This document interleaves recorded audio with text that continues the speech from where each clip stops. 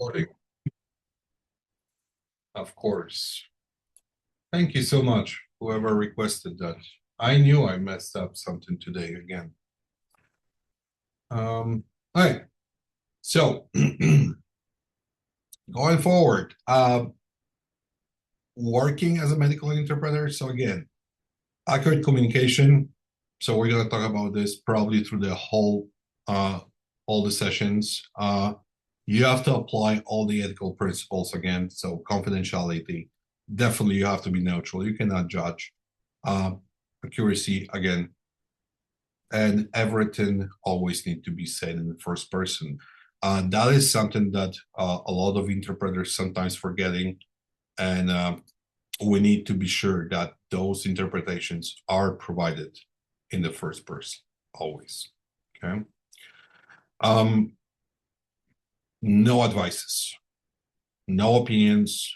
Be sure that you are not trying to have a chat with the patient, to explain them about the situation, to advise them maybe to not listen to the doctor, or try to, like, oh yes, because my grandmother said that probably you can do something else than whatever doctor said. No, we cannot do that. Be sure that you only deliver the same message, because there might be situations when eventually, if you start changing something, if you will start doing any opinions, any advices, well, that can end up pretty badly for the patient, and we want to avoid it. Okay, so what I wanted to share quickly, there's I have a couple of videos that maybe we can share. Let me see if we can do that. So I probably need to switch from this one, and I will need to switch to another one. All right. So let me quickly share the screen with you guys. This time I figured this one out, so there should be voice, not like yesterday. All right, can everyone see that? Yes. Oh my gosh, what was that? That was Yes. a huge echo. All right. So, Yes. okay. Yes.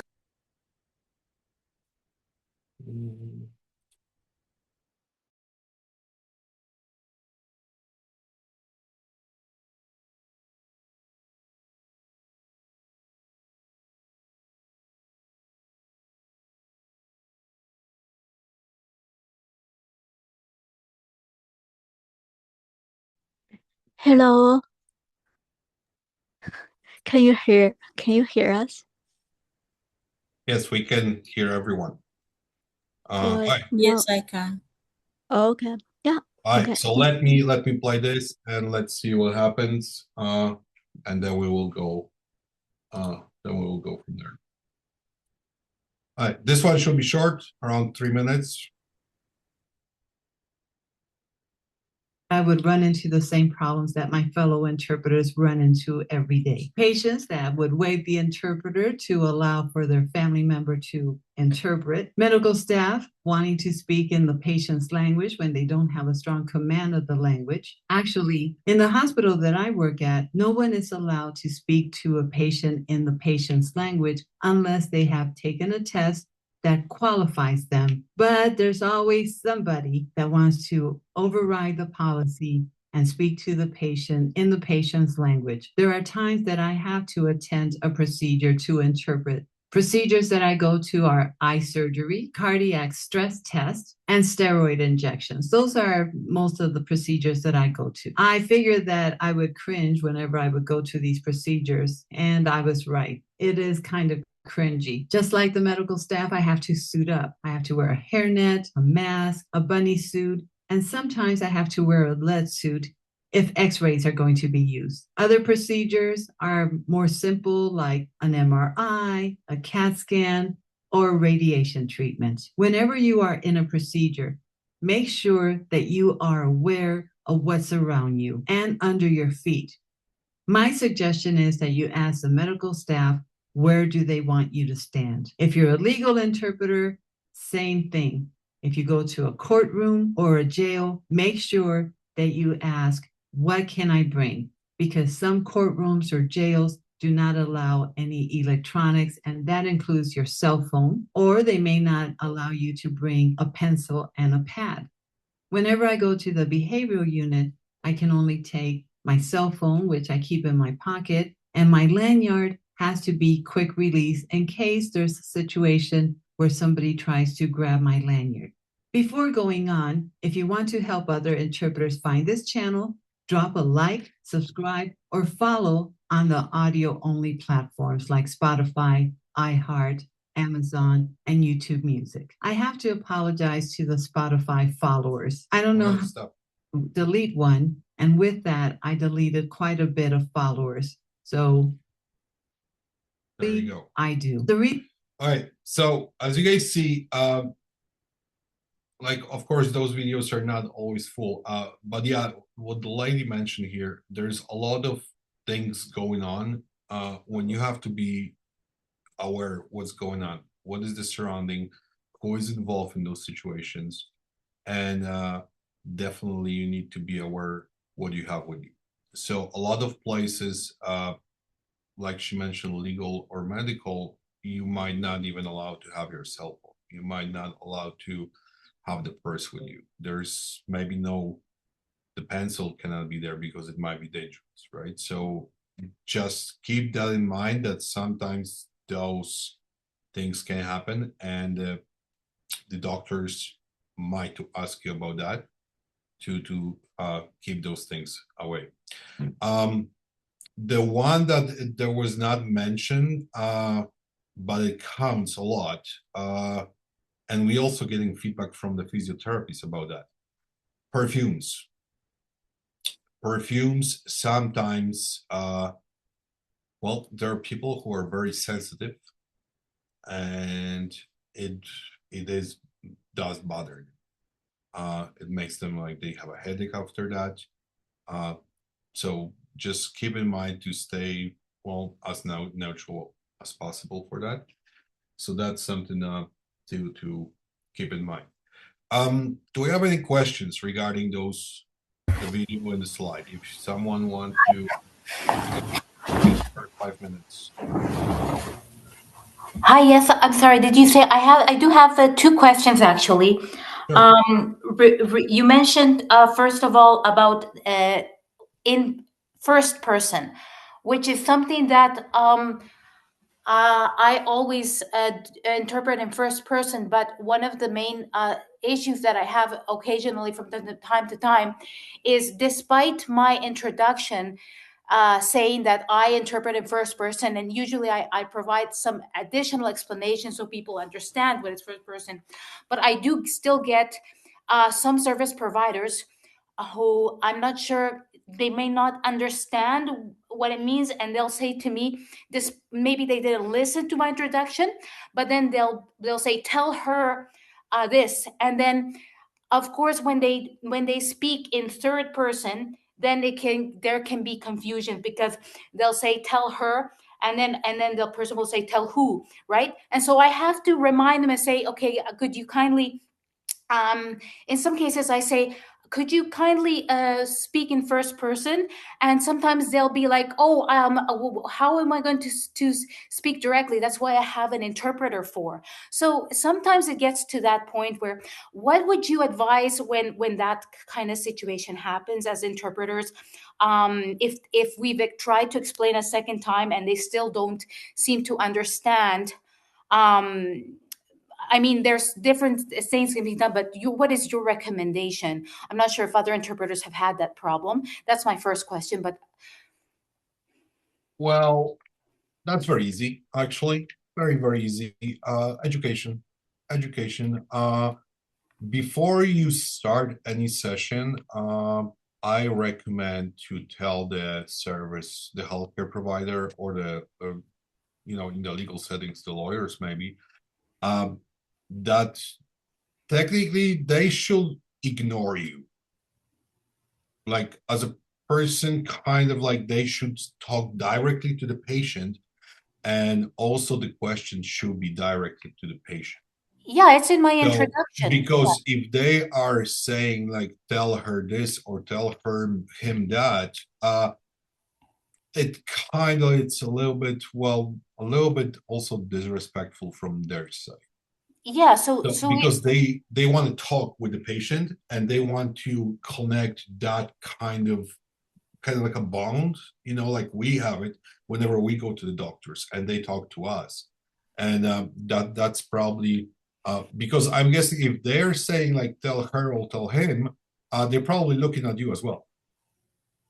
And or like if it's in person or like over the phone, well then they don't. But if it's in person and they're looking at you and they say that, yeah, that's the problem. That's where the patient in that moment feels ignored as well, because now the conversation is jumping pretty much to a different channel, and it's like a conversation between you and the doctor, for example.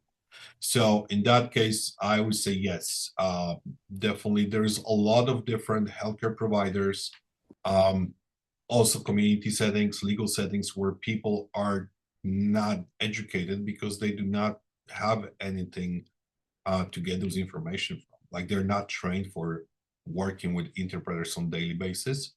That's why they don't know how to proceed with that. So I encourage, yes, you can tell them that yes, you are the interpreter, you will be speaking in the first person, and please forward your question to the patient also in the first person, right? So that can help as well.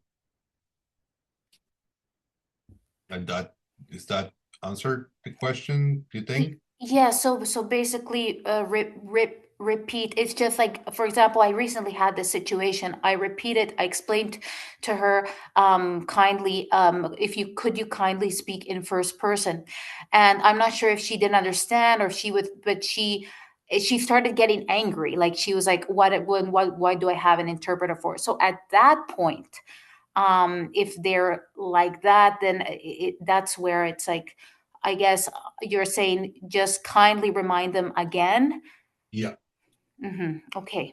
Yeah, that's what it's supposed to be.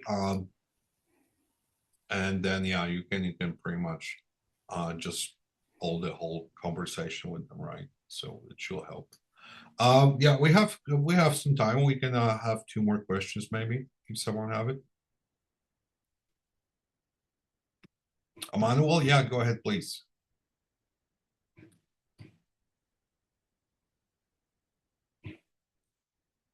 Times Yeah, when you're hello, there you yeah, are. hello, can you hear me now? Yep. Yeah, sometimes maybe the family of the patient, maybe they are already allowed by the health providers.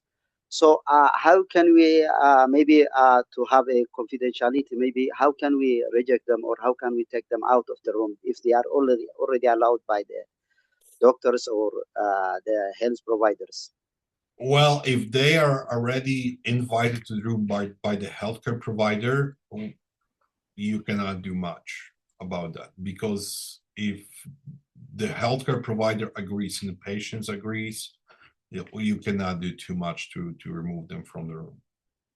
So, Okay. but again, you can tell the family members that whatever will be said only to the patient, and you are here for the patient here, and you are not translating for the family member.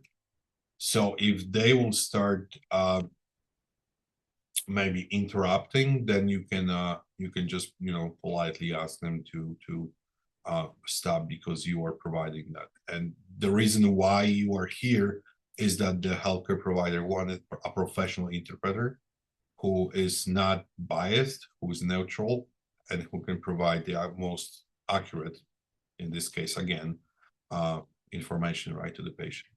But yeah, if the family members are over there already and they're invited by the doctor, into the room, and no one says anything to tell them to leave, yeah, you can't just tell them to leave. So you have to stay with them as well.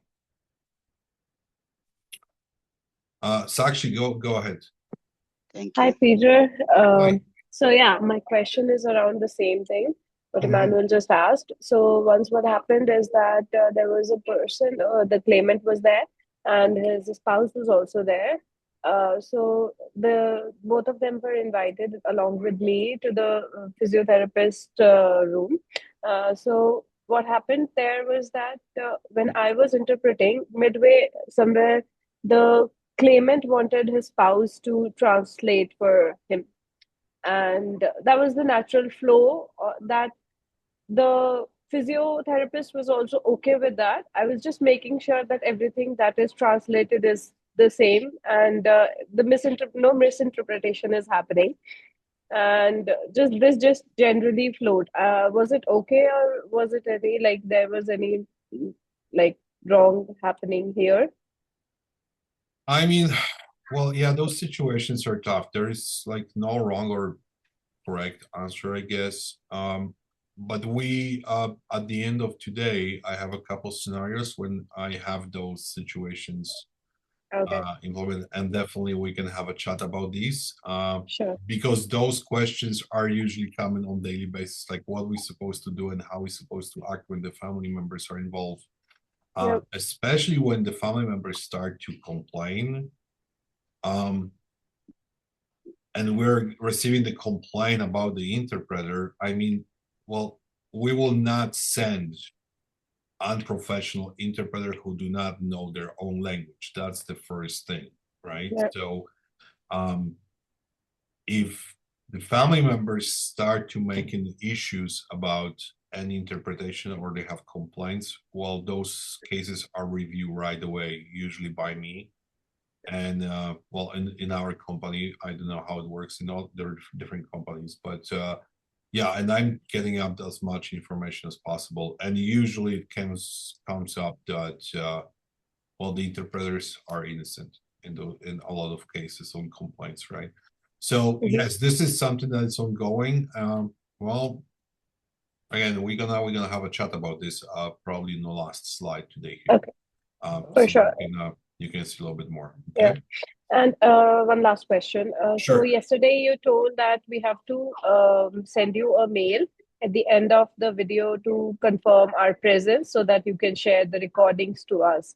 So today also, like for the following sessions everywhere, like we have to do the same. Like I know you mentioned in the mail as well that you'll broadcast it to everyone, but there's Yeah, but still I was pretty sure I can send that recording until it actually came out over 300 megabytes, and now I have to figure out where I need Google to find a Drive. server to post it. So Uh, yeah, the emails are not covering that, but yeah, I have the recording. It's there. Also, the recording from today will be here, and we gonna probably, like I said, we're gonna create a YouTube channel so everyone can see that.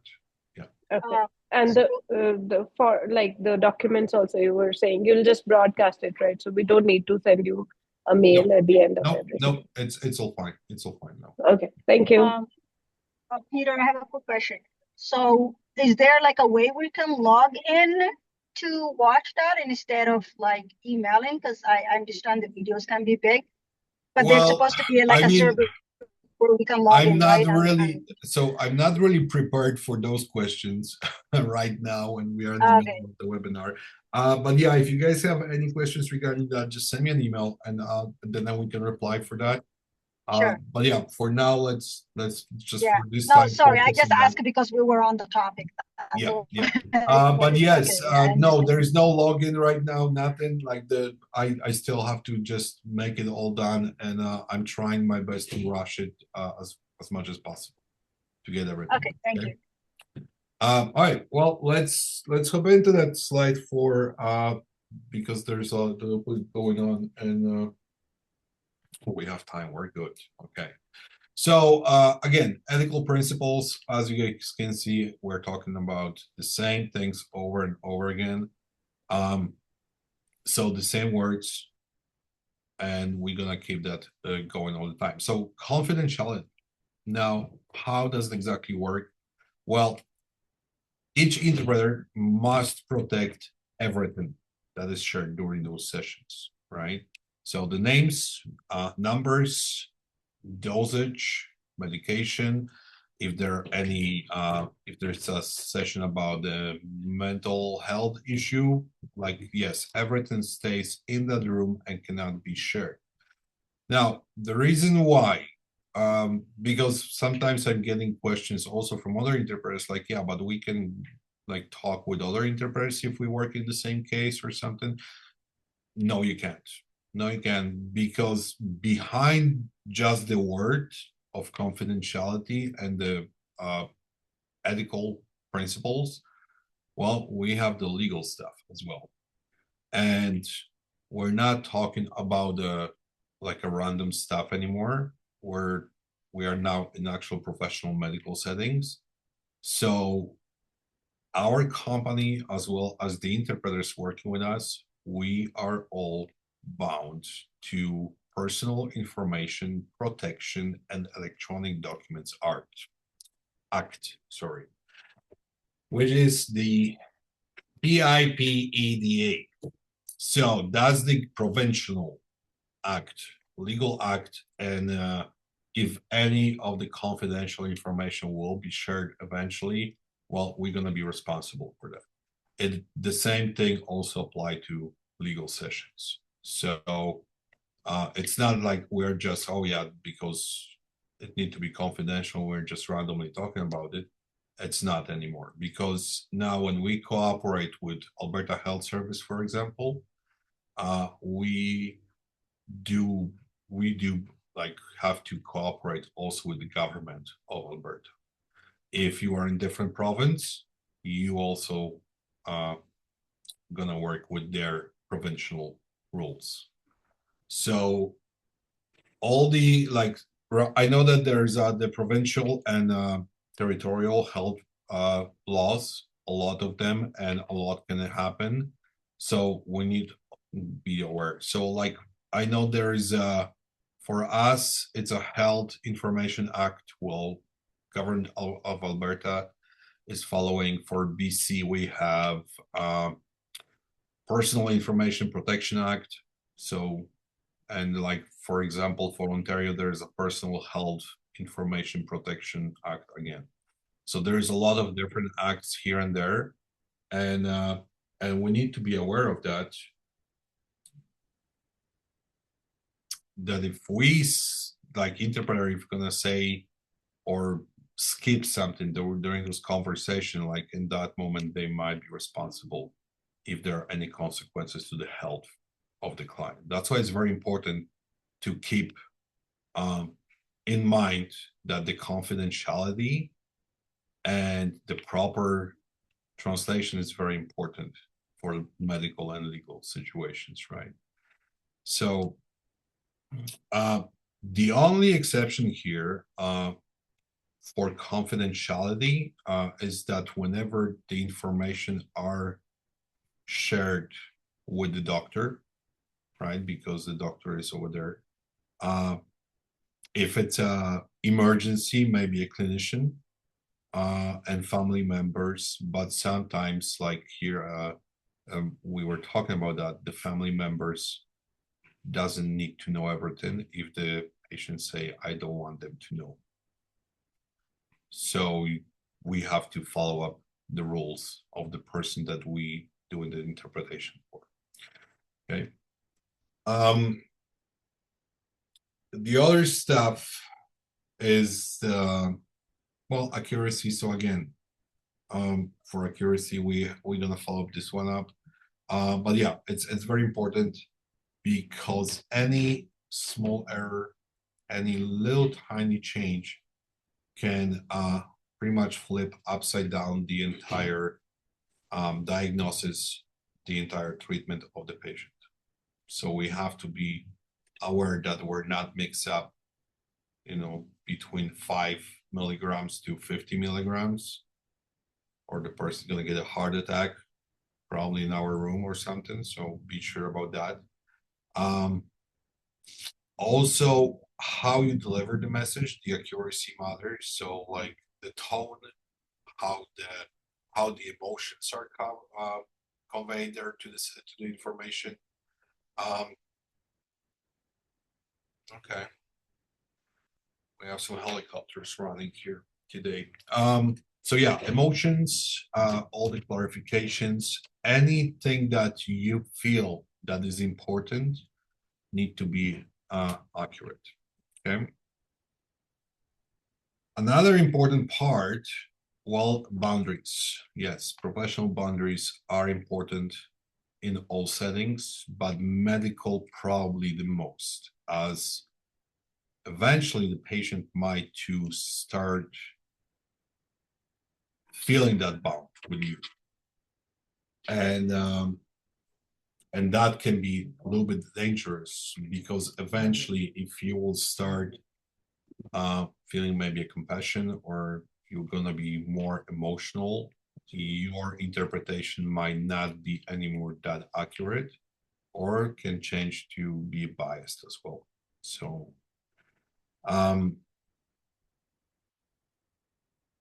I would say yes, if you will see a situation, and I'm always telling this also to interpreters in community settings, if there is a situation where you can see that the client is getting emotionally attached or trying to be like very good friends with you, that's where you need to set up the boundaries with the clients, right? And same thing for the patients, same thing for the people involved in the legal settings.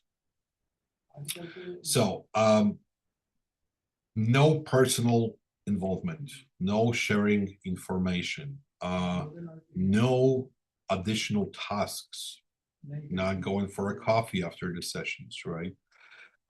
You need to be sure that it's strictly professional, and after the sessions are ending, that's where you're done and you're going home. So I encourage that, especially I know like the community settings and the WCB sessions might be a little bit different, where people might have a quick chit chats here and there, but again, I encourage to be careful with that. Also, providers can see that, and a lot of situations can lead to removal of the interpreter from the sessions, removal from the programs, they can ban you from the location as well. And those situations happened before.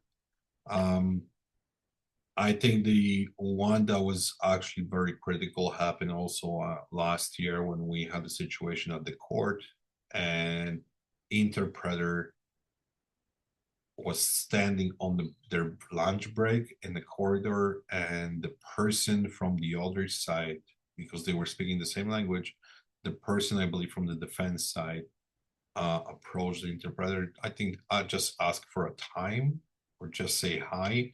But eventually the team of the lawyers from the accused side said that, okay, well, now that interpretation might be biased because these two guys had a conversation already.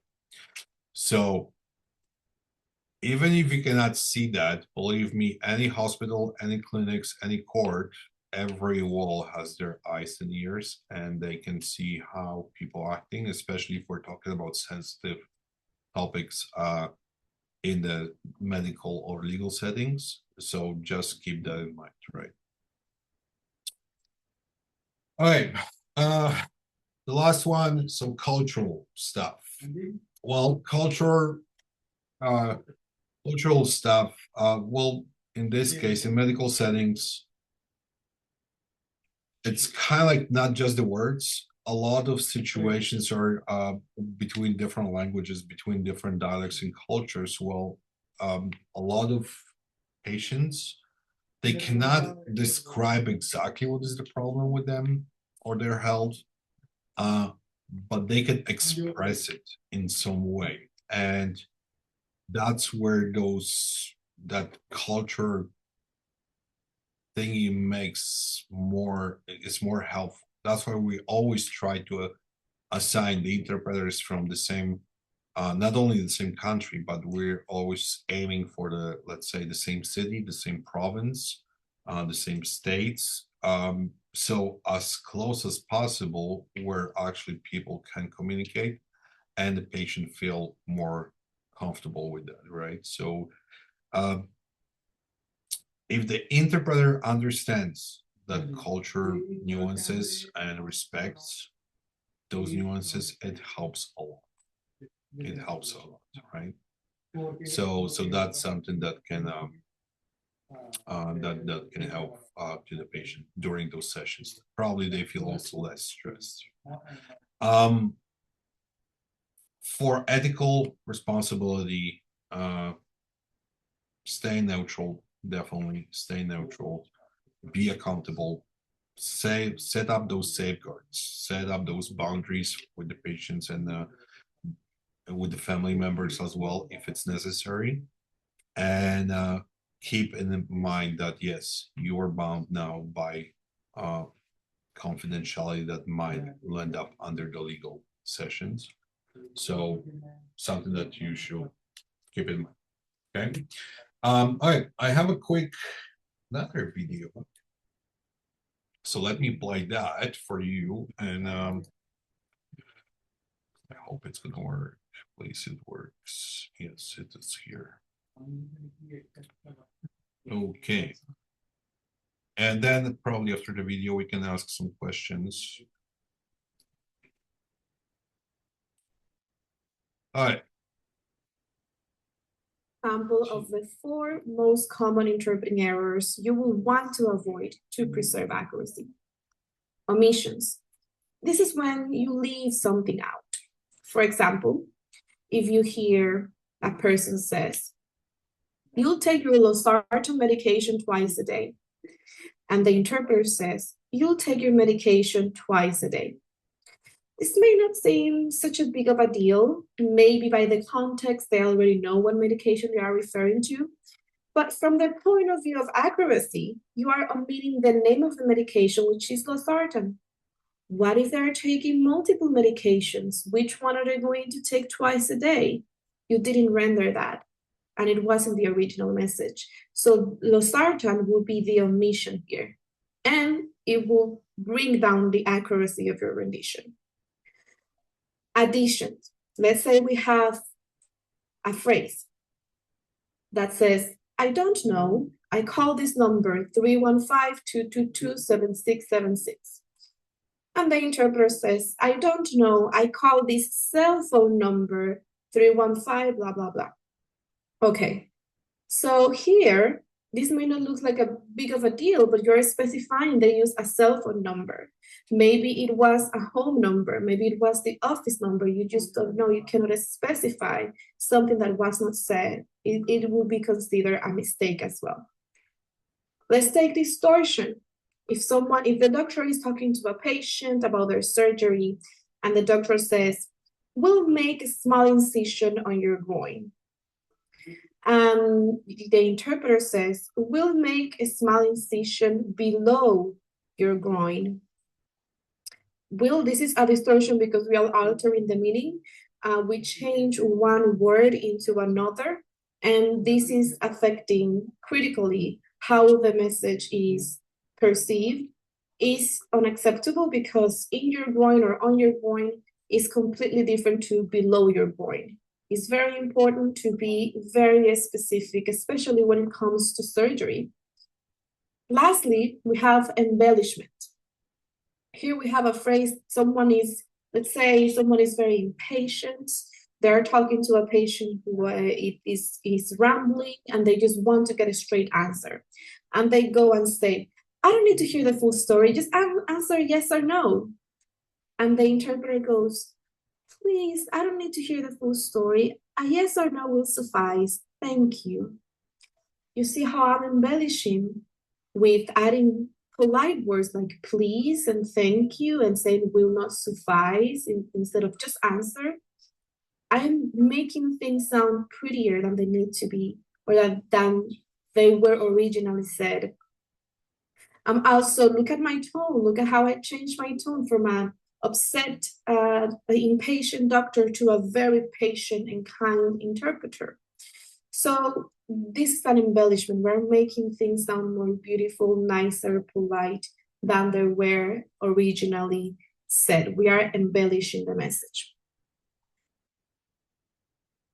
So as you guys see, any tiny little word any little tiny omission, any little tiny change in the tone, again, it changed everything, right?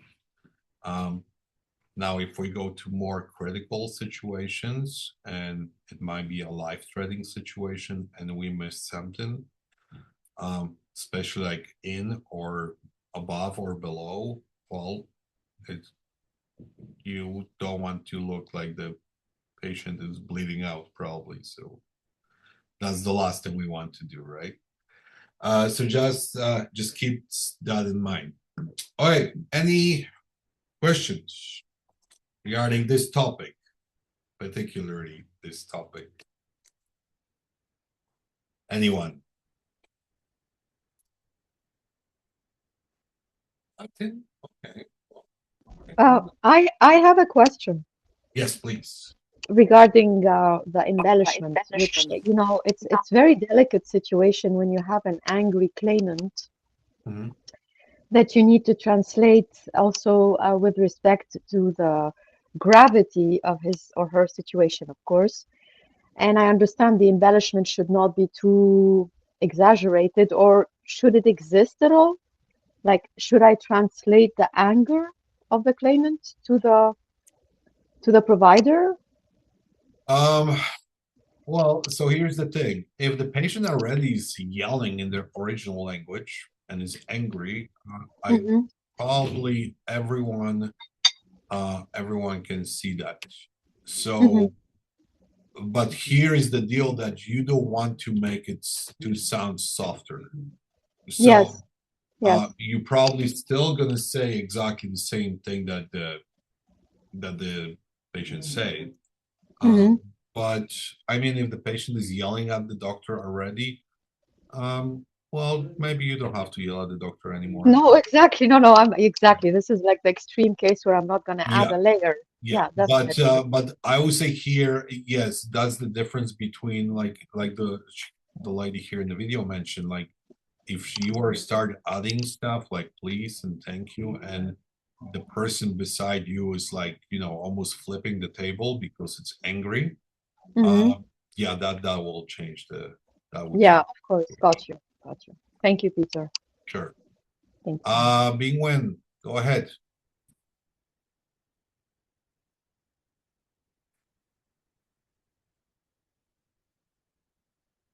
Oh, okay, hold on. Well, I was not prepared for the chat.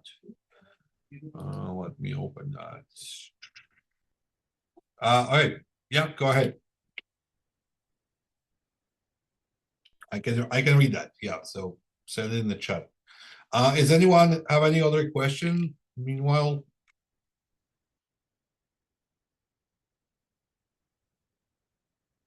no, good.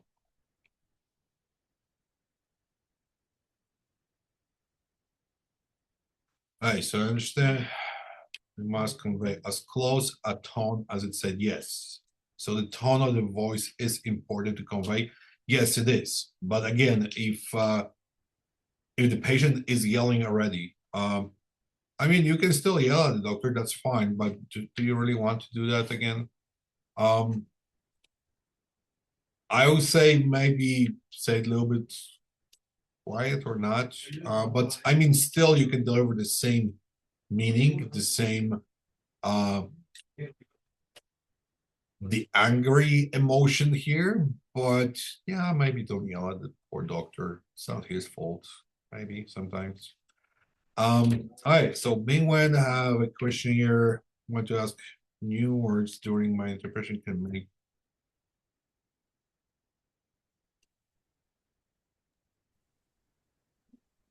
I'm not sure what you are asking here about. So new words during interpretation I can make.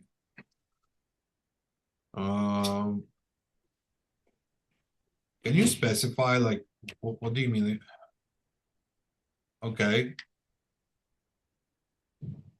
So like new words like for your language or new words that you actually like hear in general?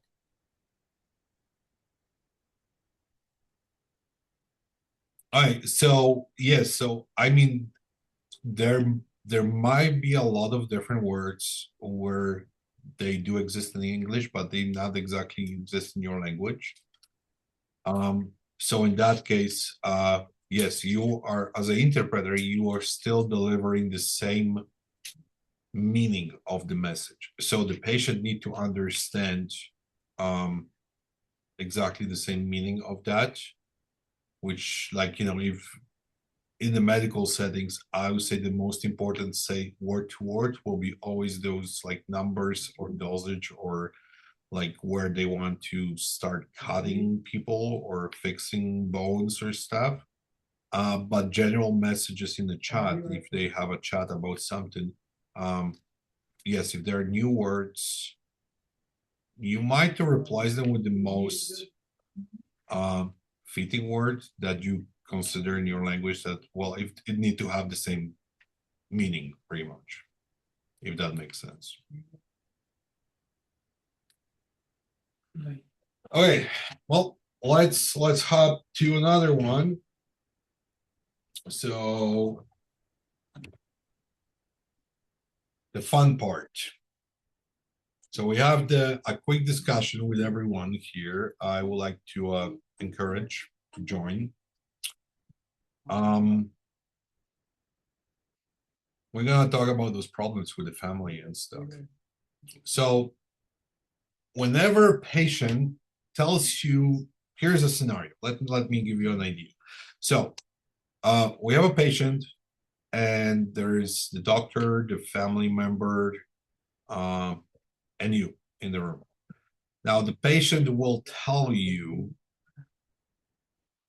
in an issue about their health, but they will tell you it's a secret.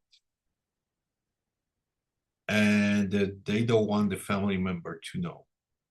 Now the family member, to make it harder, actually, the family member is a child, and they're sitting there with them. So basically, the patient wants to keep something private. The family member wants you to tell them what he was saying, and they want you to share the secret. So how would you act with that?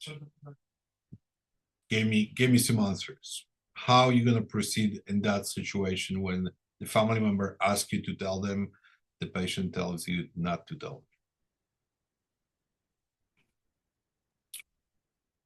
them? First, I could tell them it's not allowed, and then I can ask Sandal if that's Oh, possible. that's so nice. Wow. Thank you for including us in that. Thank you. Well, so the idea of the training, there you go, Mariama. The idea of the training is that you will not have to ask us anymore. So that's where I want to help everyone, that you will not have to ask for that anymore. But yes, I see some people in the chat also saying that, yes, you will not say that. So your duty as an interpreter, again, we're going back to that confidentiality and stuff, and primary duty, your duty is to the patient, always, not the family member. Okay, so you're interpreting for the patient completely, the whole thing. You are accurate with everything, and eventually patient is the person who decides to tell people or not. So you cannot share information to the if the patient say no. If they want to, if the doctor says something that's supposed to be confidential, it has to stay confidential. Oh, absolutely, yes. Yes, Oscar, even if they're a minor. Well, I mean, if the patient is a minor, you got me here. Well, in that case, if the patient is a minor, until I believe what's the rule for the? I'm sorry, I'm not a parent, so I don't know. But what's the rule for the parents? Like, is it like under 18? The kids still kind of belong to you. Under 18, 19, 20, something like that. So yes, the parents should know. So that's a little bit different situation here, because if there is something that if it's a minor, like below 15, probably the parents should know what's going on with their kid. So that's a little bit different. But if we're talking about the adults and the patient do not want family members to know something, well, maybe it's something, maybe something bad, maybe something embarrassing, then you don't have to do it, right? So the patient confidentiality stakes as the highest priority in this case. I would say confidentiality is above the curiosity of the uncles or grandmothers. So that's how it works, right?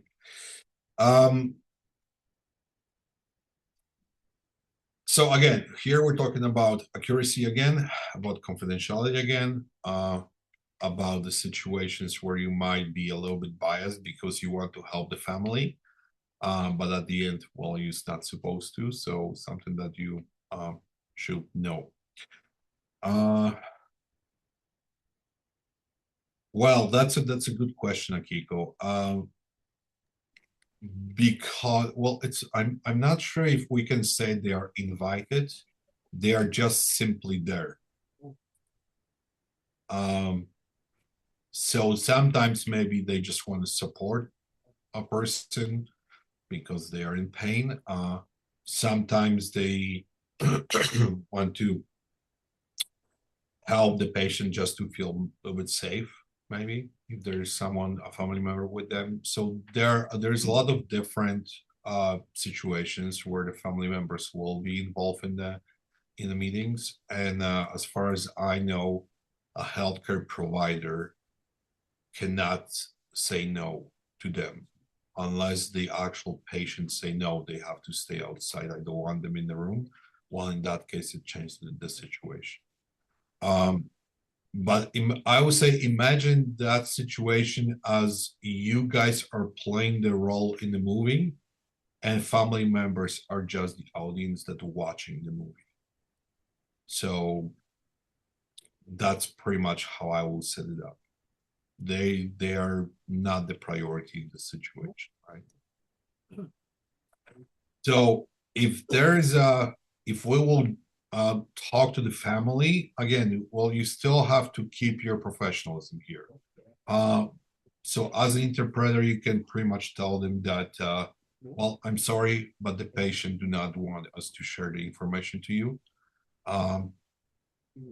And well, I have to keep it private because I'm bound by the code, right? So there is a lot of those. How is that people are just coming and going? Not sure. So yeah, that's definitely, you can just tell them, keep it neutral tone. You don't want to, like, judge them or sound defensive or aggressive. Just keep them, tell them that, yeah, sorry, but the patient do not want us to tell about that. What about giving a ride? Absolutely not. Absolutely not. Do you really want to take a stranger to your car, Mariama? So no, no, we're not. Okay, Peter, thank you. Please do not give a ride to anyone. Again, we never know how that can end up. But I'm sorry, interrupt. Yes, go ahead. Sorry for interrupting. Oh, we have two people now talking. Hold on, Jamal, for a second. Yeah, Mariama, can you finish that? Okay, thanks so much. Yeah, the person was so like WCB now paying and they don't have for taxi or Uber or something. They like, if the person just really wanted, just leave it there, or like, what can I do? Well, in that case, you can call for a taxi for them. But they don't have money, or like, that's what is the situation. Like right now, WCB now paying. That's what the person told me. So it's like very complicated, and so I don't want to tell. But so what can I do? Just leave it there, like, or No, in that case, I would probably your main contact will be that physiotherapist that you guys talk to right now, Oh. like before that. So just tell them like, hey, that person cannot get home because they have no money or something. If you guys can help them out, but you are not responsible for that. Like in that, yeah, I know it's. I don't want to sound like a monster here, but no, I know. it's still professional way. And eventually, if they will see you guys like you're riding together in the car, well, the worst case scenario, they will ask to replace you for the rest of the program or the rest of the appointments with this client. Because that's what's gonna make the problems to the trust issues here, right? Thank you. But yeah, the best two solutions. If they have money, you can call for the taxi and tell them I can call for a cab. But that's it, what you can do. Thank you. Right. And then the other case, if they have no money, I would say, yeah, talk to the reception maybe. Maybe there's a family member that can pick them up or someone. So, yeah. Okay. Okay, thank you so much. Sure. Jamal, go ahead. Yes, I have a question. During the meeting, if the family member one joins the interview. Sorry, so Jamal, I it- cannot hear you very well. Can you like keep it closer? Yeah, you hear me now? Yeah, like kind of like you were sitting in a box.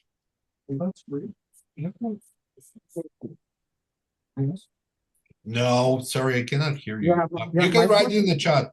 Yeah, you can Okay, write it in the chat. Yeah, my question is, you hear me now? Well, we can try. We can try. Go ahead.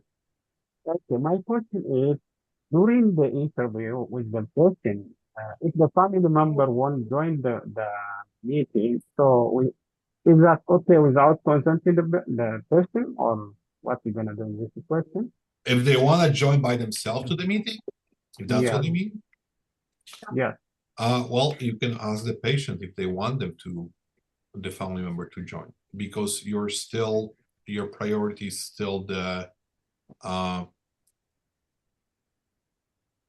no, Balvinder, you cannot drop them. No, you cannot give them, you guys cannot have any private interaction after the session. Sorry. So yeah, I mean, if the family member say like, oh, I want to join that meeting, you still need to tell them to the patient, and also the doctor need to know that. So your priority is still the patient here. Number two will be the healthcare provider, and at the very end again is the family members, right? Okay, thank you so much. Sure. Yeah, that's Omar. Here I have a question, Omar. Yeah. On the confidentiality issues, if the patient is a mental problem, has a mental problem, basically, if I give you some scenario, I work in the medical field. I was a patient, but no contact with the family members for 6 or 7 years.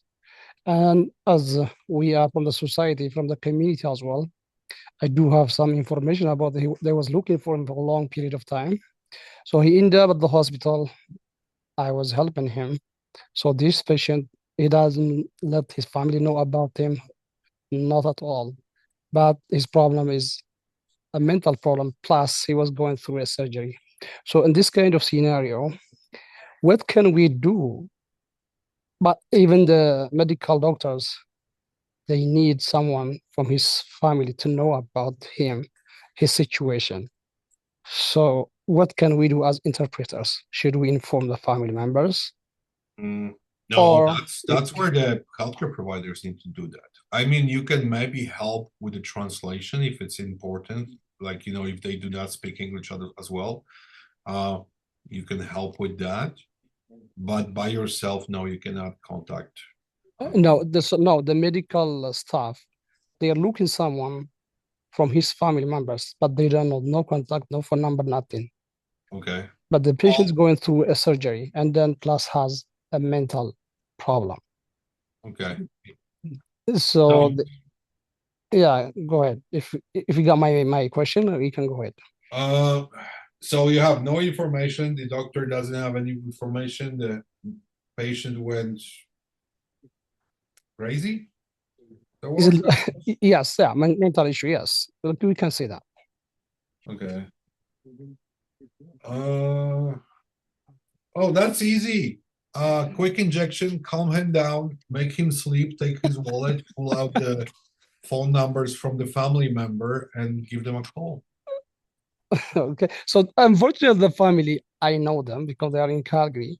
Most of his family members live in Ontario, but they don't have any contact. I mean, how long do you guys want to spend now sitting in the hospital and doing an investigation who is the family member and where the family members are?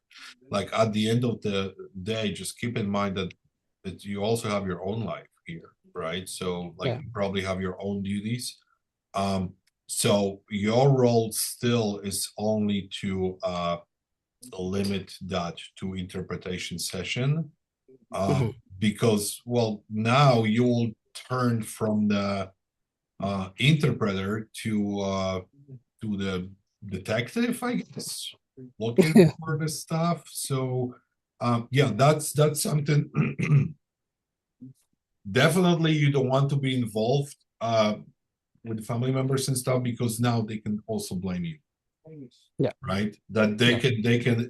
Let's say if there are any legal consequences coming up, yeah, they might say, okay, but that's the guy who was the interpreter, and because of him now there are the problems, and so you never know who you can meet and what can happen. So I would say yes, just stay strict to your role. Sure. Thank you very much. That's where those boundaries are coming up. Yes. And it's safer for you, right? Right. Thank you. Eventually, if there's any violation, if they're gonna say okay, legal consequences, and there was any violation of a law, and you were an intruder in their privacy, I guess, yeah, that's where we were talking about those legal acts in Alberta, right? So that's where they can go after you. So yeah, definitely stay with your role. Yeah. Thank you, Peter. Sure. Another part that if we're talking about this, if we're gonna start stating those information that were provided by the patient to the family members, and they should not know about this, and you're supposed to be that patient again, well, you're gonna lose their trust. And when you're gonna lose their trust, and they do not trust the doctors already, now they not trust you, well, there might be a lot of information that will be never told, and it can end up badly as well, right? So those are the situations. All right. Well, let's speed it up. So number two. Let me go here. So the doctor asks you to make it sound less severe when you're telling the patient about their critical test results. So the doctor doesn't want you to scare the patient about what came out as a result. And well, they just have a concern, they don't want the patient to have maybe a heart attack because of that. So they want you to soften the message a little bit. So are we going to do it or we're not going to do it?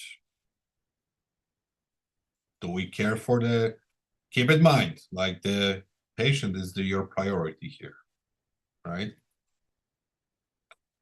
So in this point, what can, for example, how we can tell exactly? That's scary. Well, yeah, that's my question. So wait, are you asking me the question or am I asking you the question? All right, so to me, that was smart. You just wanted to play me out to tell you. All right, so I'm gonna you give me that. You all to right, give so me that. Like, give me your ideas. We are talking about the confidentiality here. We're talking about the boundaries. We're talking about accuracy, and we're also talking about the priority of the patient and the even for safety. adult, this is a little bit hard because I'm not gonna say like it's hard to say the doctor you're gonna die soon, or like that is a little bit too hard. Maybe just in the other way, I can ask the doctor. Maybe can I tell like little? What can I say? Like I can ask the doctor maybe like what Okay, Wasn't it because it's yes, please go ahead, sir. wasn't it like when you first do an assignment, you have to do your interpreter's professional statement, and you do say that everything you say will be interpreted. But like we're there as a like a conduit, a language conduit. We can't, like you said, we know that you can't add or delete any message. So you have to tell the doctor, look, I can only interpret what you say. If you can word it in such a way, then I can interpret it in that way. Otherwise, I have to interpret exactly what you say, exactly how you say it. So the onus is not on you as an interpreter, it's on the doctor to give the message as he wants it sent. So you can't have it on you, because then if basically he's telling you to change what he said, and you're not supposed to change what he said. Do we agree with that? What do you guys think? Yes. What sometimes what I will say is, this is interpreter speaking. For sake of accuracy, do you mind if I rephrase while remaining the same meaning but keep in simple words? That's what I will say. Okay, so generally speaking, you guys are telling me that Surinder here is not lying. Is that true? Yes. What I need to say here, as interpreter, you should have to interpret accuracy and exactly what the word is going on. You don't have duty here to explain everything for the patient. Interpreter mean you are a mic. You don't have any decision to do at that position. There you go. So that's the answer, yes. And I see the answers in the chat as well. Yes, those are the answers. So here we're talking about accuracy. Here we're talking about your neutral state as an interpreter. And Surinder, thank you for saying also on the beginning of the conversation, no matter of the settings, you are telling all involved people in the room that you will be interpreting as accurate as possible and not will be missed. Ouch. Akiko, echo. Yeah, the doctor knows more than us, so they don't tell us something very bad, you know. What do you mean they know more than you? They understand more than us what to tell, what not to tell the patient. No. So here is the spread to the roles. The doctor knows more about the condition of the patient. The doctor knows more how and which medication they should use. Mm-hmm. But the doctor doesn't know how the interpretation is supposed to be done. Mm-hmm. Believe me, they don't. So, I mean, like, not what I'm telling, but what to tell, like, even from the doctor can, like, maybe doesn't say exactly what we find is this exactly right away. Like, maybe they are not gonna shock the patient too, right? So they don't want to like heavy deliver. So but that's not on the interpreter, that's on the professional. Obviously the professional has dealt with people who speak English, so as their profession they need to know how to talk to a patient, and we're just interpreting the words. So it's not on us to figure out how he should word his saying. He should know ahead of time. So exactly. This patient can't be the first one. But this patient can't be the first one. He wants something said delicately. He should say how he wants it said, and you interpret it like he wants it said. That's it. Yeah, exactly. That's what I mean.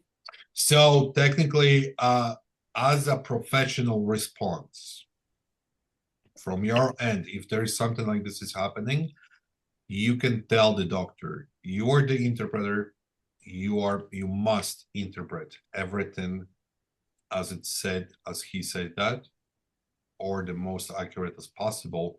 But if he want to make it soften, he need to rephrase that, and then you will translate whatever he rephrased.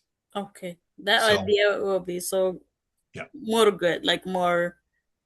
Yeah, I like it that way.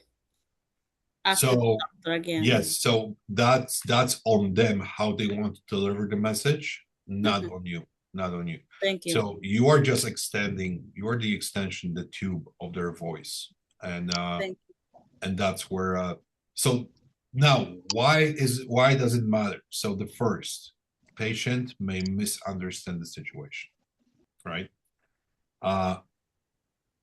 If there's a situation where they're talking about really something bad, the patient eventually, if you will translate it in a softened way, it will lose that serious tone, right? So that's right. number one. Another thing, well, the patient might not take it so serious, so they said, and if there will be like a treatment needed for that, they might to delay that treatment. Maybe they said, okay, yeah, so I can wait another 6 months with my treatment, and well, what if he's gonna die during those 6 months, right? Maybe it was so serious, but because we softened that, they didn't feel that they're in danger anymore. So yeah, that's where that's where the damage is in during those. Thank Peter, you. I have a question. Yes, please. Actually, this is, if as far as I follow, if correct me if I'm wrong, what do we do exactly in cases where the doctor sometimes or the provider is a little harsh on the claimant, that doesn't always react at the moment when the provider wants him or her to react because of the barrier of the language? Sometimes the provider is a little too fast, a little too, crude in the way they announce things. How do we manage this without falling in advocacy or getting too messy about it, basically? You can't. I mean, you are not there to teach them how to behave. I mean, some doctors, sure, providers might be rude. They are. In our case, let's say, yes, if you're working with us and something like this is happening to me, to you, you can, let us know, like as your official feedback complaint. Of course, not stating the details of the session, but you can say, I mean, we're getting those information a lot from other interpreters in different situations. Like, hey, that case manager is absolutely rude. That doctor was rude as well. So we can follow up with the someone who's above them.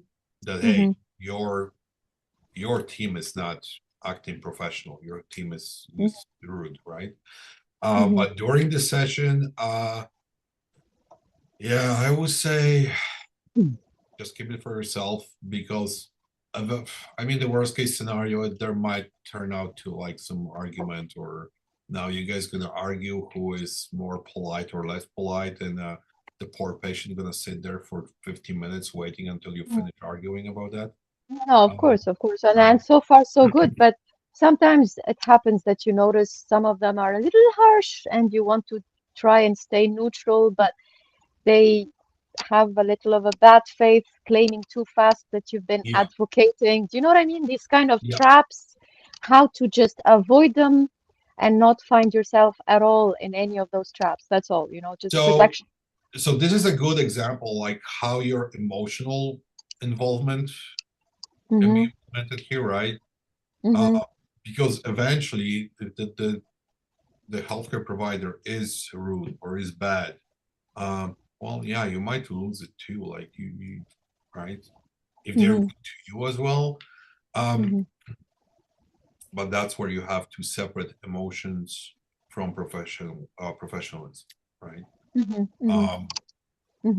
So yeah, Well, of course, just each still go with the example, role. right? Yes, of course. I guess these are really depending on experience all the Yeah, time, and will be treated case by case, and yeah, that's all. yeah. And Thank you you, never Peter. know who you meet. Like, like I said, Mhm. is it a patient? Is it a client? If it's a doctor, a lawyer, there might be. Or a family member, or yeah, of Yeah. course. I know that a lot of family members sometimes complains about that. They can be rude. That Mhm. suddenly Mhm. they know more than you. Mhm. Somehow they are masters of interpretation and translation. That they're in 30 seconds they're turning to that. Mhm. But yeah, again, I received a lot of complaints about that from the family members. Also from, let's say, lawyers or the doctors, that hey, the family member told me that your interpreter is absolutely not accurate and it's terrible. Mm. And many times it coming up where I'm doing that investigation, and I'm checking out the interpreter, and it comes out that hey, the interpreter is working with us for like the last 4 years, Mhm. doing did already like over 150 hours interpretation, working on the Mm. court on Daily Matter, and suddenly someone is telling me that he or she's not good enough. Well, no. Mm. Yeah, great. So that's where we try and also educate healthcare providers and Of course. law Mhm. offices, where they need to be aware of that, because Mhm. sometimes the family members will do everything to protect the case, protect their family member, right? Yeah, I of mean, course. especially in the health service and legal service, where when it start going for the benefits, maybe some financial stuff, they will do Of everything, course. right? Thank But you. yeah, at the end of the day, keep your emotions. If you leave the appointment, then you can jump on the parking lot and start screaming. That helps sometimes. I encourage you to do that. Oh, it's okay. It's Um, not. It doesn't. I don't. It doesn't reach that level yeah, ever. So don't worry about but it. yeah, during the situation, even if you will stay, if you keep your emotions and you still stay professional, believe me, they're gonna be even more mad about that than you about Of it, course, right? definitely. Um, The less liable you give them the chance to be, the madder they might get. Yeah, sure. absolutely, absolutely. Thank you, Pete. All right, we are almost getting done. So Sorry, one more. I have one more scenario, guys. Conflict of interest, because we didn't touch base on that, and well, it matters. So a lot of us, I can include myself as well, we're all immigrants. We all came from the countries, and we all set up ourselves in the neighborhoods close to the communities. And we know people around the communities. Now, what is the neighbor landing up in the hospital, and the hospital calling the subtle translation, and we're sending the interpreter, and well, you see your neighbor over there. So what's going on now? Give me your ideas. Surinder, go ahead. Yes, disclose. You're muted. Sorry, Surinder, you're muted. Disclose. No? Hello? Okay. Oh, there you are. Okay. Now you're back. It depends on your relationship with the neighbor.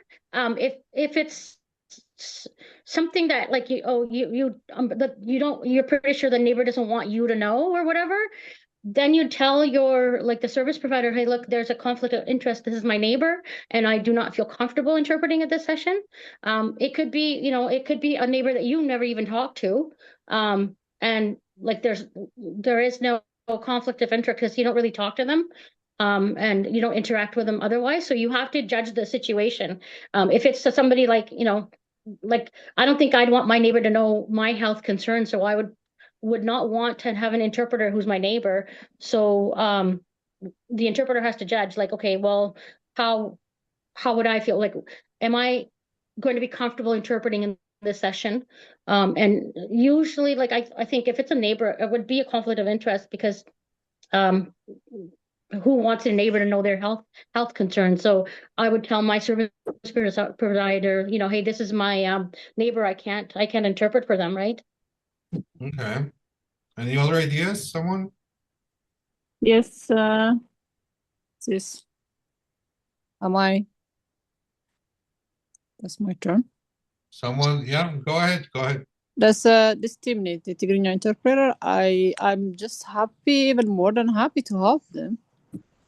And no matter what, just for me personally, especially in this medical thing, part of the Sandal translation, I do to my community voluntarily. So the point is, I'm sorry if I catch it up right. Let's say if I've been sent by Sandal translation to interpret to a person in the hospital, right? Mm-hmm. So if it's my neighbor, right? Mm-hmm. So as an interpreter, what should I do? Should I interpret for him or her, whatever, or she refuse? So definitely I will do it. Even that person, if that person refuse, okay, I don't need the money or something, but in my side, no matter what, just help him. It's just, I'm not working personally to get money. Just be a mouth to someone in pain, explain what they are needing for. Just make it the communication shorter. Trying to explain how it's clear. Do you get my point, Peter? Thank you. So I can add from my end, it's always good to let us know as well. Give us a call so we can also confirm that with the healthcare providers. So the reason why that it's sometimes healthcare providers do not want people involved from the same communities. Okay. And eventually they might reject the interpreter, right? Now, another thing, what if you're still, let's say they said yes, and you are doing the interpretation for that patient from your community, and the doctor said, okay, I'm gonna grab the prescriptions for you, and now they're gonna leave you in the room, and the patient gonna start talking about their health conditions and like, what do you think about that? Like a chit chat. Should we have the conversation with the patient? No. He's a friend. I mean, hey, like, come on, he's a friend. He's from the community. No, this one is my side. If you have time, I can say that I really had bad. So you're telling me you do not want to have a chat with your friend from the community when the doctor left? But the You chat support them. But the chat. Okay, so hold on. So you want to support them. You want to be still friendly. You still want to engage, right? You're gonna see that person today on the street probably, and tomorrow at the local grocery store. No? Yes? No?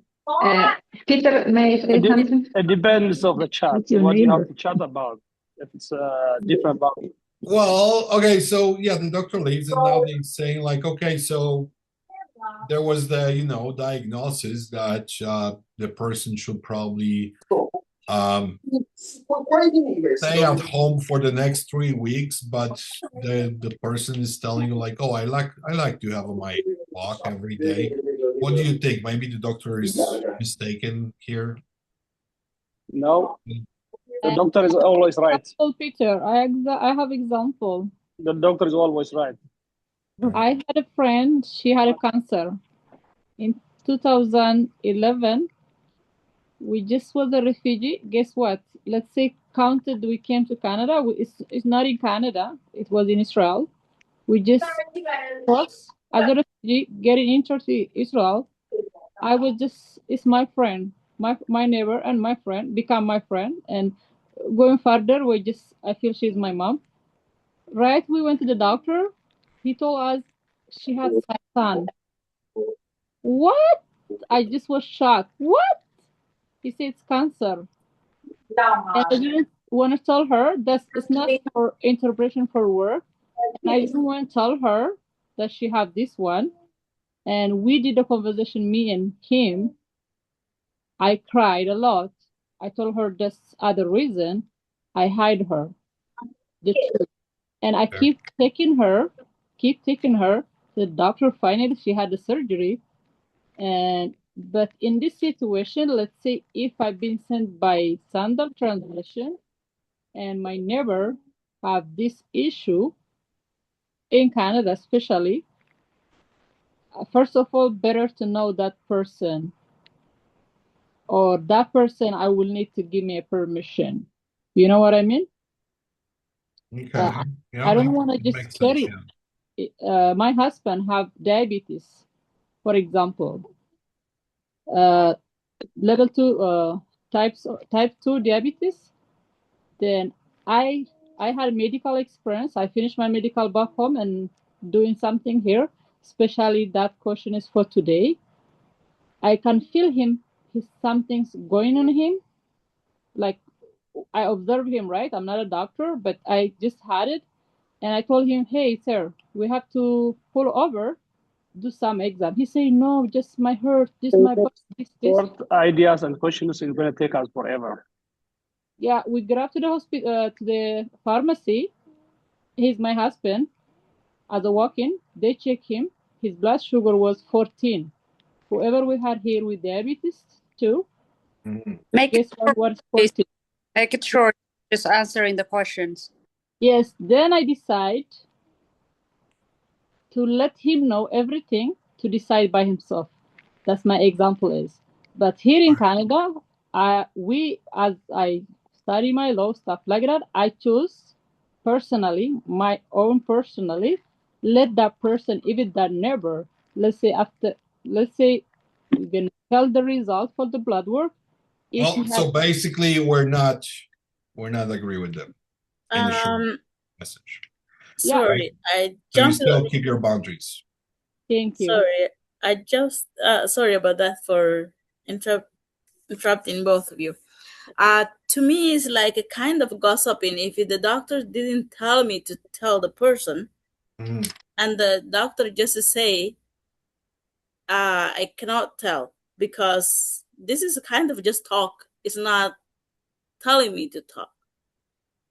So for me, even if it's my, unless even if it's my child or my family, whatever, never, even my brother or sister, I cannot tell. Like, this is not, doctor didn't tell me to tell the person.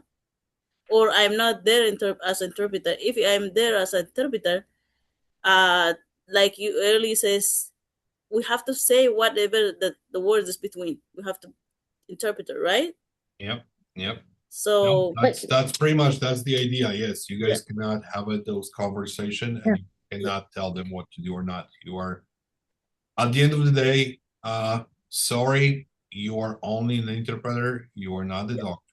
So thank you. That's where it comes.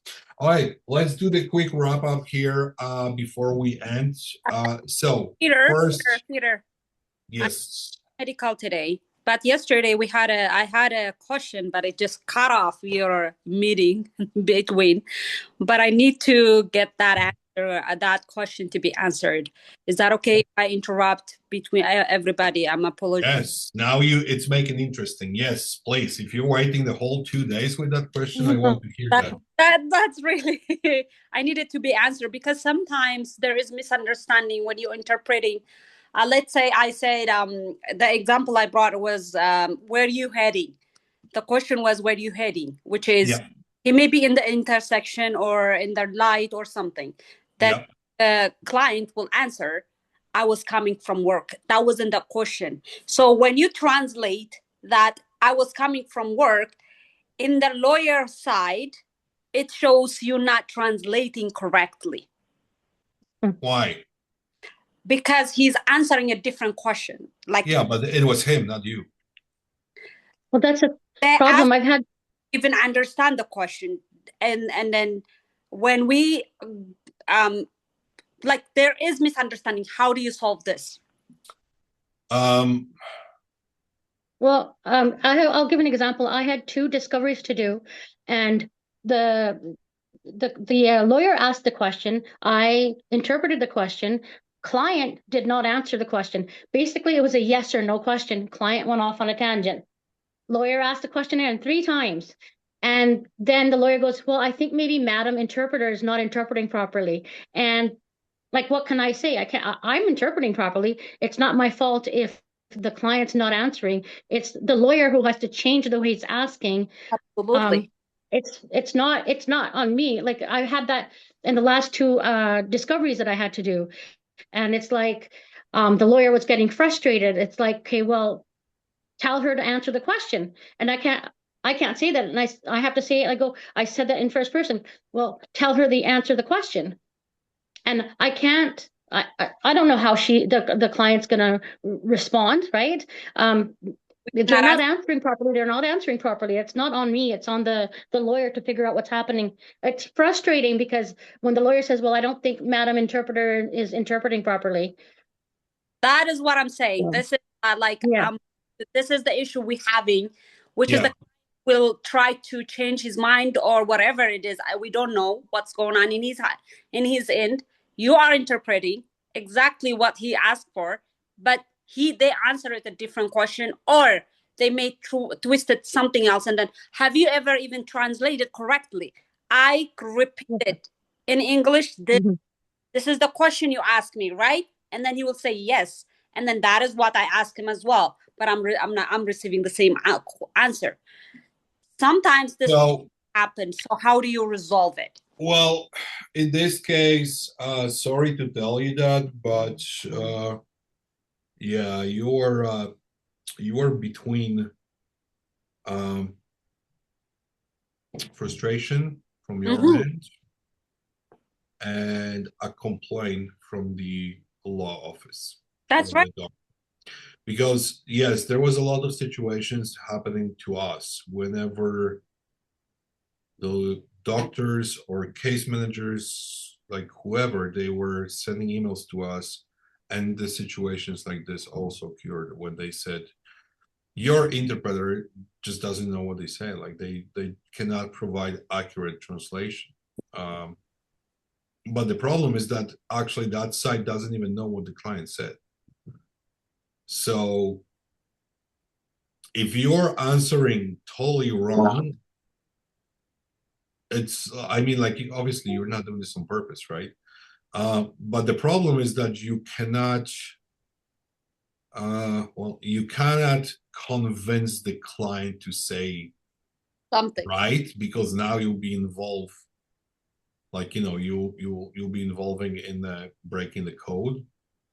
Now, from the other hand, you can, again, you will tell on the beginning of the session to the lawyer, like, hey, I'm gonna interpret. I mean, in the legal session, is it not under the oath? Like, you have to swear as interpreter, right? You do have to do an oath. Yeah. So that is something that protects you, that yes, you are saying the truth here. Like, that's what the client said. And it's not my fault that they, trying to change their the meaning of that, or they trying to lie, because that's the whole idea of having those legal sessions, to figure it out if the person is lying or not, right? Well, that's where with my other class that I took, we were told that we can interrupt at some times. You can say, put your hand up and say, to the doctor, excuse me, the interpreter would like to say something, and then you'd say, or I'd say to the lawyer, excuse me, the lawyer or the interpreter would like to say something. I am asking the question as you're asking it, but it's not up to me how she's answering. So I am asking the question you're asking, but she's not answering to the way that you want the answer. That's all what you can do in this case. Like, you cannot convince anyone, you can't tell them what to do.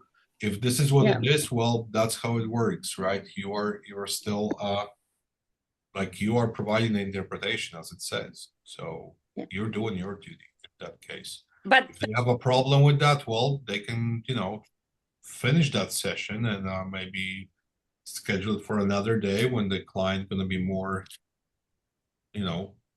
willing to speak, change their mind or something, but well, you can't force anyone, especially in the But Peter, legal who stands up for us? Like if someone, I did that interpretation and then the lawyer calls and said, well, I don't think that your interpreter was interpreting properly. We'd like a different one. So then it falls on me. Okay, well, the interpreter, our interpreter is not interpreting properly, but who takes my side, or who, like, how do I convince you that, hey, I was interpreting properly, but this is what happened? No one. So, like, Peter, that's not a good answer. What did you No, I'm here for you guys. It's hot. I'm here. So And yes, that's part of my role. That's why I'm here. So obviously we have situations where interpreters are, maybe starting working and they might have mistakes. There was never happening anything that was very serious, that someone got hurt or something. But yes, I'm doing usually investigation and we're checking out what's going on. There's a lot of different points that I have to first follow up before I actually gonna call you and say like, oh, you did that, you terrible interpreter.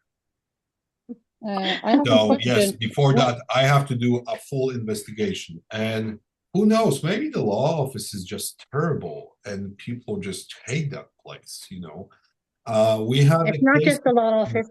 there was a case for WCB and the claimant had 3 different case managers because it was absolutely awful. It was just a bad person, and every time they were blaming interpreters, like why your interpreters can't provide the proper service. Every time we're trying, there's like totally different, statement from the client. And it turned out that basically the client tried to abuse the WCB system just to keep the benefits and stuff. But yeah, so it wasn't like we tried with, I believe, 2 or 3 interpreters. And if someone is telling me that 3 interpreters out of the row, like one by one, they're terrible, that's the big red light here. So yes, at the end of the day, I'm the protector of the interpreters. I know you are the protector, but how do we deal and try to resolve? Same thing as like Surinder said, like you are doing what you can. You are bound by the code. You have to say whatever is said in that session. You cannot change anything. So if the client gonna keep saying the same thing, eventually you can just tell the lawyer, I'm sorry, but this is what the client says. Like that's what they're saying. Sorry, but in this situation, couldn't we also like say if the lawyer is saying, tell him to answer because the claimant is not answering the question and avoiding, and if he's saying tell him to answer, then couldn't we say interpreter interruption? Could you kindly ask the question in first person directly like ask them to repeat it in first person, and then the lawyer can directly say, why aren't you answering? Then we would convey that. Would that be something? Sure. I mean, if the lawyer also is getting, frustrated eventually, and you're getting frustrated, I guess you can even, rise that tone because the part of interpretation is also to deliver the tone of the message. So if the lawyer is yelling at the client, well, eventually maybe you can try to. Maybe that helps. But I mean, you cannot force them, right? You cannot tell them, oh, you are saying it bad. Like you say it incorrectly, you have to tell them other things, because now you might also, ask for different testimony. So that gonna also kind of compare. There is a lot of those things where there's sometimes it's difficult to find a solution. But then what we can do from our end, again, you guys are doing all what you can. You are translating. I'm not sure. I will have to do the research here because I'm not sure. But maybe at some point you can just pull out your phone and use the Google Translator and say, like, here. That's what it's the same translation that I'm providing you. Right. No phone allowed in court to.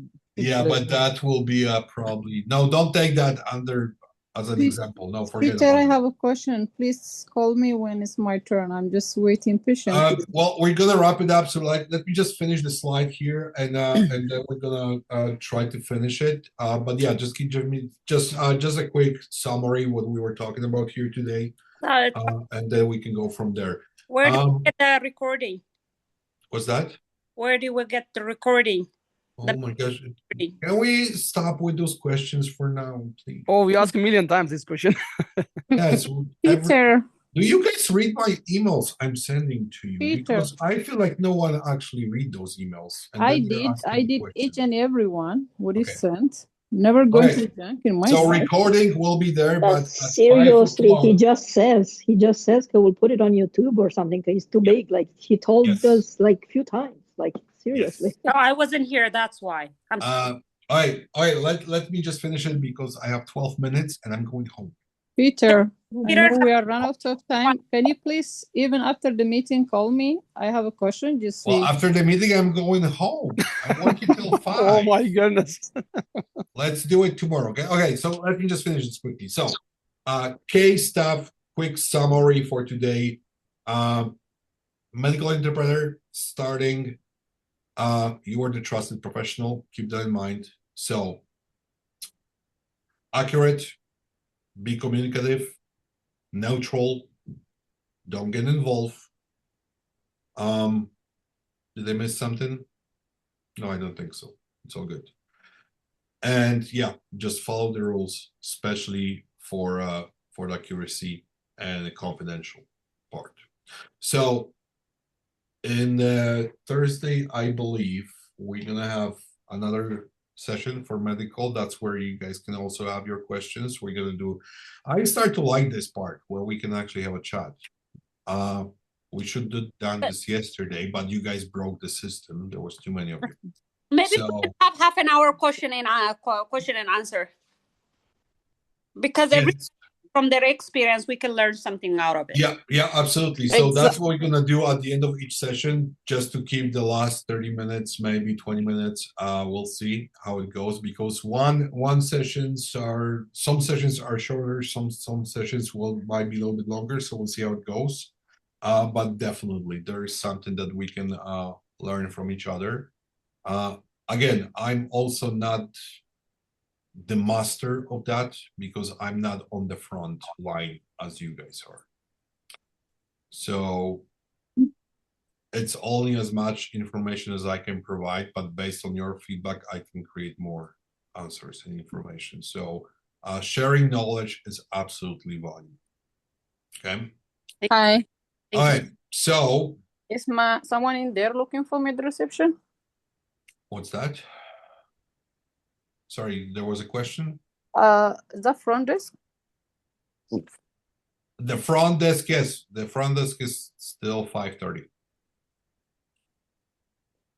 All right, so Thank you. Have a nice let's day. finish for today. Let me stop the recording and